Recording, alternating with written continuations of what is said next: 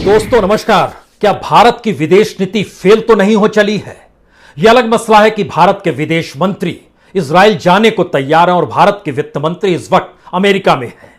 प्रधानमंत्री भी दुनिया के तमाम राष्ट्राध्यक्षों के साथ लगातार टेलीफोन पर बातचीत करते रहते हैं।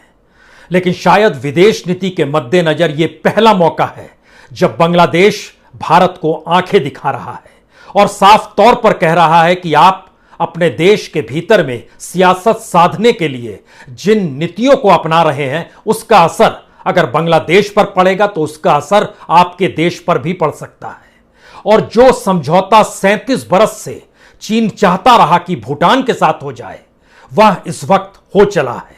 यानी डोकलाम के क्षेत्र में जो 2017 में 1 साल तक भारत और चीन की सेना आमने सामने खड़ी रही और भूटान हर दृष्टि से भारत के साथ आज से नहीं अरसे से रहा है और दुनिया के तमाम देशों से उसके राजनयिक संबंध नहीं रहे, भारत के साथ तब से उसके राजनयिक संबंध है। इतना ही नहीं, यूनाइटेड नेशन की सुरक्षा परिषद में अस्थायी सदस्यों से भी उसके राजनयिक संबंध नहीं है, लेकिन भारत के साथ उसके संबंध रहे हैं। वही भूटान ने चीन के साथ 3 स्टेप रोडमैप पर हस्ताक्षर कर दिए हैं। यह कौन सी परिस्थिति है जिसमें भारत पहली बार अपने पड़ोसियों से घिरा हुआ है और चीन की विस्तारवादी नीति हर पड़ोसी को अपने साथ लगातार लिए जा रही है। कोई कर्ज में डूबा हुआ है, किसी के साथ व्यापार के बड़े समझौते हो चले हैं। और जिस वक्त लद्दाख की सीमा पर चीनी फौज मौजूद है, उस वक्त अगर भूटान और चीन के बीच समझौते की खबर आ गई तो फिर यह चौंकाने वाली बात है या भारत के लिए खतरे की घंटी है? हमें लगता है आज इसे समझने की जरूरत है, क्योंकि चीन और भूटान के बीच सीमावर्ती इलाकों को लेकर समझौता हो जाए, इसको लेकर कोई आज से दोनों देश नहीं चाहते थे। 1984 से दोनों देशों में इस बात को लेकर सहमति थी कि किसी भी हालत में बातचीत होती रहनी चाहिए और लगभग 20 राउंड की बातचीत इससे पहले भी हुई। लेकिन भूटान की तमाम विदेश नीति को लेकर भारत हमेशा से न सिर्फ प्रभावित करता रहा, बल्कि भारत के कहे अनुसार ही भूटान ने अपनी हर कूटनीति और विदेश नीति को अपनाया। अपनी अर्थव्यवस्था और अपने यहां होने वाले निवेश को भी भारत की सहमति के साथ बनाया। ऐसे में डोकलाम वह इलाका है जो भारत के पूर्वोत्तर राज्यों की दिशा में जाने वाला जो सड़क है, उस सड़क के ऊपर भूटान है और अगर उस जगह को चीन अपने कब्जे में ले लेगा तो भारत के लिए यह खतरे की घंटी है। जो 3 स्टेप रोडमैप पर दोनों देशों में समझौता हुआ है, उसका हालांकि कच्चा चिट्ठा भी सामने नहीं आया है, लेकिन बातचीत की रफ्तार तेज होनी चाहिए। सीमा निर्धारण को लेकर दोनों की इस पर सहमति है। कूटनीतिक संबंध स्थापित करने चाहिए और राजनयिक संबंध भी दोनों देशों के बीच होने चाहिए। यह बड़ा महत्वपूर्ण है कि राजनयिक संबंध संयुक्त राष्ट्र की सुरक्षा परिषद के अस्थायी सदस्यों के साथ भी भूटान का नहीं है। भूटान के राजनयिक संबंध शुरू से भारत के साथ ही रहे हैं, लेकिन पहली बार इस 3 स्टेप रोडमैप में इस बात का जिक्र है राजनयिक संबंध दोनों देशों के बीच यानी चीन और भूटान के बीच बनने चाहिए। और द्विपक्षीय संबंध का मतलब है व्यापार और बिजनेस, इसमें भी तेजी आनी चाहिए। यानी 1984 से लेकर अभी तक जो नहीं हुआ, वह पहली बार उस दिशा में चीन को अगर सफलता मिली है तो भारत के लिए यह क्यों खतरे की घंटी है? यह इसलिए बड़ा महत्वपूर्ण है क्योंकि 2 ही जगहों पर विवाद है भूटान और चीन की सीमा को लेकर। एक विवाद भारत, चीन और भूटान का जो ट्रांजैक्शन पॉइंट है, जो डोकलाम का इलाका है, जो तकरीबन 269 वर्ग किलोमीटर बड़ा है, वहां पर विवाद है। और दूसरा विवाद भूटान के उत्तर में तकरीबन 495 स्क्वायर किलोमीटर, जहां पर जकारलुंग और पारसलुकुंग घाटियां का इलाका है, वहां पर दोनों देशों के बीच में कहीं विवाद है।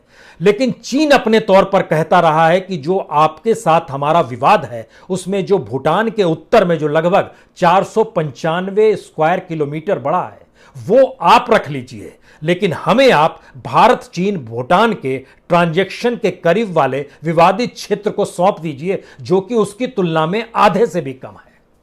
और यहीं से भारत के लिए खतरे की घंटी इसलिए है क्योंकि यह भारत के लिए चिकन नेक का इलाका है। पूर्वोत्तर राज्यों में जाने का रास्ता दरअसल यहीं से बनता है और कनेक्टिविटी यहीं से पूर्वी राज्यों की दिशा में बनती है। इतना ही नहीं, इस डॉक्यूमेंट में हालांकि इस बात का भी जिक्र किया गया है कि दरअसल ये भूटान के साथ जो समझौता है वो भारत के एक दोस्त को छीनने जैसा है, क्योंकि भूटान भारत के सबसे करीब रहा हुआ है और भारत और चीन संबंध इससे और नकारात्मक होंगे, इससे भी चीन की प्रेस ने इनकार नहीं किया है। अंतर्राष्ट्रीय तौर पर भी इसको इस दृष्टि से देखा जा रहा है। हालांकि कच्चा चिट्ठा उस रूप में सामने नहीं आया, लेकिन यह समझौता उस दिशा में बढ़ता हुआ पहला कदम है। और इसमें बहुत साफ तौर पर है कि जो सिलीगुड़ी कॉरिडोर का जो रास्ता है उस पर क्या यह खतरा है, क्योंकि जिसका जिक्र हम आपसे कर रहे हैं चिकन नेक का इलाका, मुर्गी की गर्दन जो होती है वो बड़ी पतली सी सड़क है जो भारत के कब्जे में आती है। एक तरफ भूटान है, एक तरफ चीन है, और इस इलाके पर अगर चीन आ जाता है तो ठीक वह ऊपरी जगह पर मौजूद हो जाएगा जहां से भारत की वह सड़क जो पूर्वी राज्यों को मिलाती है उसके बीच में वो कभी भी उस पर रोक टोक कर सकता है, जिस तरीके से उसने उत्तराखंड के उन इलाकों में किया जहां पर सीमा सटती है, वहां पर विस्तारवादी नीति दिखाई, और लद्दाख के इलाके में जो गवलान का इलाका है वहां पर उसने जो किया। सवाल सबसे बड़ा यह हो गया है कि ऐसे दौर में भारत की विदेश नीति भूटान के साथ क्या इन बातों को नहीं देख पाई, क्योंकि चीन ने इस दौर में सड़कों का निर्माण डोकलाम में किया, कई गांव बसाए और उसका मानचित्र भी दुनिया के सामने उसने रख भी दिया।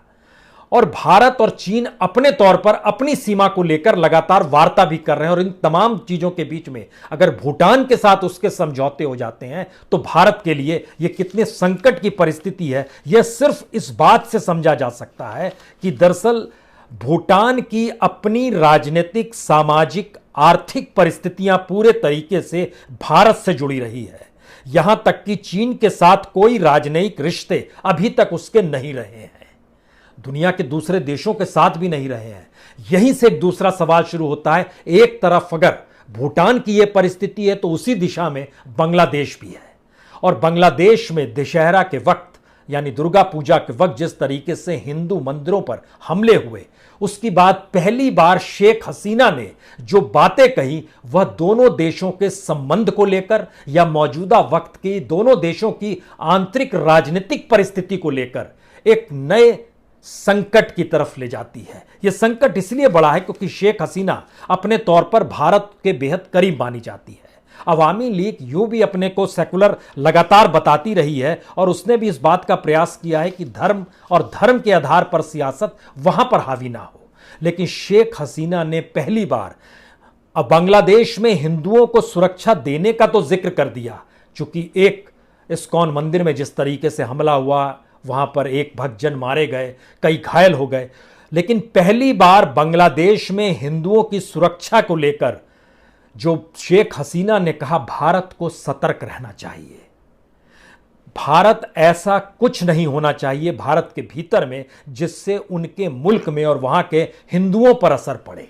यानी भारत के भीतर की राजनीति जो कहीं ना कहीं अगर हिंदू परस्त दिखाई देती है या फिर वो अल्पसंख्यकों के खिलाफ नजर आती है तो उसको लेकर बांग्लादेश चेता रहा है, शेख हसीना कह रही है। यह इसलिए बड़ा महत्वपूर्ण है क्योंकि 2020 में यानी एक बरस पहले याद कीजिए सीएए और एनआरसी को लेकर बांग्लादेश के 2 मंत्रियों ने भारत का दौरा रद्द कर दिया था, और तब भी यह सवाल था क्योंकि बांग्लादेश मुस्लिम बहुल इलाका है और भारत के बीच में बहुतायत हिंदुओं की है, लेकिन भारत की राजनीति ने कभी सांप्रदायिक तौर पर कानून के आसरे इस देश में धर्म के बीच में कोई लकीर नहीं खींची। लेकिन मौजूदा वक्त में अगर जो उसकी अनुगुंज अलग अलग देशों में सुनाई दे रही है या अलग अलग देशों से जो रिएक्शन आ रहे हैं वो पहली बार है।